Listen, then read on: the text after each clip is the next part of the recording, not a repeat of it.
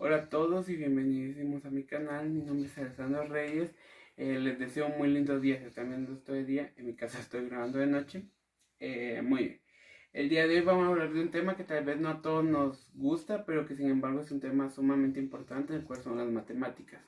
Más específicamente hablaremos del teorema de Pitágoras, las ecuaciones y específicamente las ecuaciones cuadráticas. Muy bien, iniciemos con el teorema de Pitágoras, que es, de una manera muy abstracta y muy concisa a la vez, el teorema de Pitágoras es todo el estudio alrededor de los triángulos. Hablemos un poquito de su historia.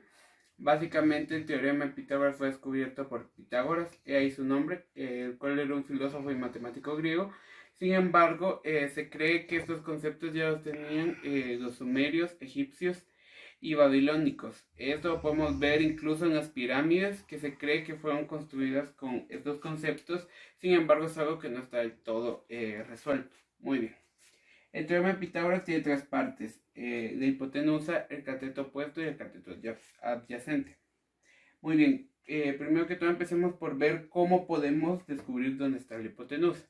Hay dos formas. La primera, que es como que el camino más rápido y más simple, pero que sin embargo también es un poco no tan fiable, es buscar el lado más grande. Sin embargo, esto no siempre nos va a funcionar, porque habrán veces en el que los lados se vean muy parecidos y no podemos ver cuál es el lado más grande. Entonces, en estos casos, y lo que yo aconsejaría, buscamos en dónde está el ángulo. ¿Cómo podemos saber dónde está el ángulo? Porque donde está el ángulo se forma literal cabal un cuadrito. Si lo estoy haciendo con reglas, estuviera recto, obviamente. Mientras que nosotros los intenta hacer cuadrito, te queda como una especie de romboide o como una especie de triángulo. Ok, entonces sabemos que este es nuestro ángulo. Entonces el lado que esté cabal enfrente del ángulo, digamos acá cabal enfrente, va a ser siempre nuestra hipotenusa. Muy bien, una vez que ya sabemos esto, vamos a ver más o menos cómo podemos hallar las distintas partes del triángulo. En este caso me voy a enfocar un poco solo en la hipotenusa, pero pues esto también se puede hacer. Aquí está la fórmula para los dos catetos, tanto el opuesto como el adyacente. Pero en este caso, por razones de tiempo, vamos a hacer un ejemplo con la hipotenusa. Muy bien. Entonces, normalmente obviamente la fórmula te va a dar los dos lados que sí debes de tener para poder resolver la ecuación. Básicamente lo único que tenemos que hacer es reemplazar la fórmula. Entonces, ¿qué vamos a hacer? Siempre te vamos a poner c es igual a la raíz cuadrada de, como nos dicen que a cuadrada es igual a 3, entonces 3 cuadrado más la raíz cuadrada de b, que es igual a 4 cuadrado, entonces pues sería 4 cuadrado. Ahí está. Correcto. Entonces ahora simplemente pues seguiríamos las operaciones que nos indica. Entonces 3 al cuadrado sería 9. Y 4 al cuadrado sería 16. Y luego simple y únicamente resolvemos esta suma. Sería 9 más 16, que sería igual a 25. 25. Y la raíz cuadrada de 25, obviamente como todos sabemos, es igual a 5. Igual a, así sabemos que nuestra hipotenusa es igual a 5 centímetros. Muy bien, entonces ahora pues vamos a hablar de ecuaciones. Entonces primero, ¿qué es una ecuación? En una ecuación lo que vamos a hacer es buscar cuánto es el valor de x. Como sabemos, en el álgebra tenemos pues algunos valores pues que podemos decirle letras, entre comillas. Entonces pues estas letras obviamente nos representan una incógnita. ¿A qué se refiere esto? Que puede ser cualquier número, decimal, fracción, positivo, negativo, incluso hasta números imaginarios. Muy bien. Entonces lo que vamos a hacer aquí es descubrir cuánto vale x. Entonces, lo que vamos a hacer es poner de un lado todas las letras y del otro todos los números. Muy bien, ¿cómo vamos a hacer esto? Pues bueno, aquí bajo el 2x. Muy bien. Y tú miras, ¿y qué hago aquí con este otro 2x que también pues está en positivo? Ok, entonces lo que voy a hacer es que voy a pasar al otro lado, perdón, en negativo. Entonces, ¿qué voy a hacer? Que lo voy a pasar al otro lado, pero como positivo, entonces más 2x. Y esto es igual a, bajo el 3 siempre, y el 1 paso como negativo, menos 1. Ok, entonces, ¿qué vamos a hacer aquí? 2x más 2x, 4x. Y esto es igual a 3 menos 1, pues son 2. Ahora, ¿qué vamos a hacer acá? Nos queda algo bien interesante. Para que quede sola la x, lo que vamos a hacer es que vamos a pasar este 4 al otro lado, pero como les decía, con su operación inversa. Entonces vamos a poner la x es igual a 2. Y como acá este está multiplicando, como recuerdan, aquí lo que tenemos es realmente una multiplicación, porque acuérdense que este es un valor. Lo que vamos a hacer es pasar al otro lado dividiendo. Entonces x es igual a 2 dividido 4. Como obviamente pues esta fracción nos quedaría en decimal si la llegáramos a hacer, no es necesario que la hagamos. Entonces simplemente la vamos a dejar así, porque en álgebra normalmente se suele trabajar sin decimales. Si queremos comparar si está bien, lo único que hacemos es pues reemplazar la x por dos números. Muy bien, y por último llegamos con mi favorito, el cual son las ecuaciones cuadráticas.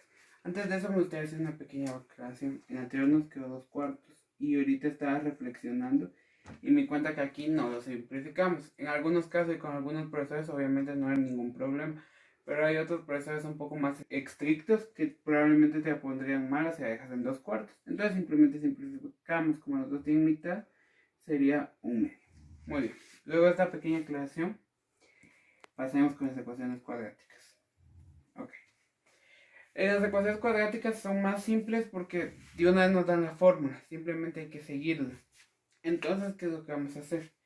Primero, para que una ecuación cuadrática sea una ecuación cuadrática, o básicamente ¿qué es una ecuación cuadrática? Tiene que primero iniciar con una x al cuadrado. O sea, aquí puede haber un 4, un 3, un 1, un 0, pero tiene que estar al cuadrado, esa es la condición. El segundo término tiene que estar, pues, a la 1, digamos, que su exponente sea 1 o que no tenga exponente. Y la última no tiene que tener ninguna letra, simplemente tiene que ser el número. Y obviamente esto tiene que estar igualado a 0. En algunos casos no lo va a estar, pero entonces lo que tenemos que hacer es simplemente como que hacer una suma o resta algebraica y básicamente unir los factores que pues tienen la misma letra. Por ejemplo, si aquí tuviéramos de este a un 4x, simplemente lo sumamos a este 3x. Bueno, después de esta pequeña aclaración, por si ustedes no logran ver la fórmula, se las voy a poner por aquí en algún lado en el momento en el que lo edite, porque tal vez no alcanzan a ver hasta ahí. Pero entonces, primero nos plantea que x es igual a b. Ahora aquí les voy a explicar algo. El primer término, digamos que va a ser como que si fuera a al cuadrado más b más c. Digamos que de esta forma es. Entonces nosotros podemos entender así y así podemos simplemente ir reemplazando valores. Entonces nuestro primer término va a ser a al cuadrado, nuestro segundo término va a ser b, nuestro tercer término va a ser c. Entonces, como nos dice que es menos b, va a ser menos nuestro segundo término, que es menos 3.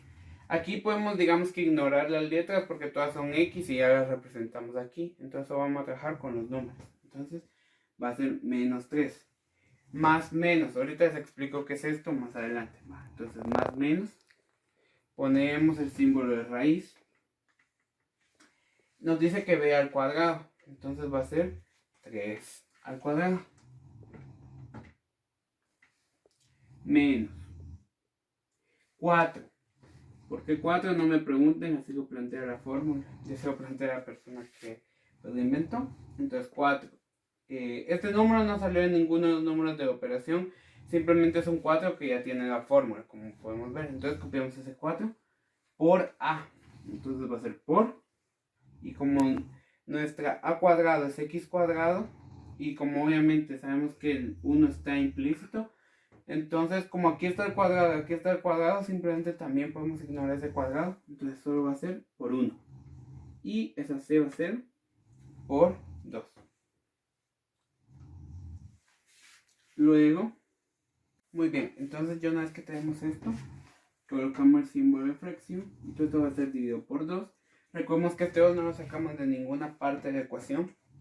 Simplemente nos lo da la fórmula por a. Y en este caso a es 1. Y ahora simplemente resolvemos. Realmente no es algo muy complicado. Entonces vamos a meter x, bajamos este menos 3. El más menos que ahorita les explico para qué sirve. Lo voy a hacer un poquito más abajo. Pero no me da mucho espacio. Vamos a ver. X es igual a menos 3 más menos.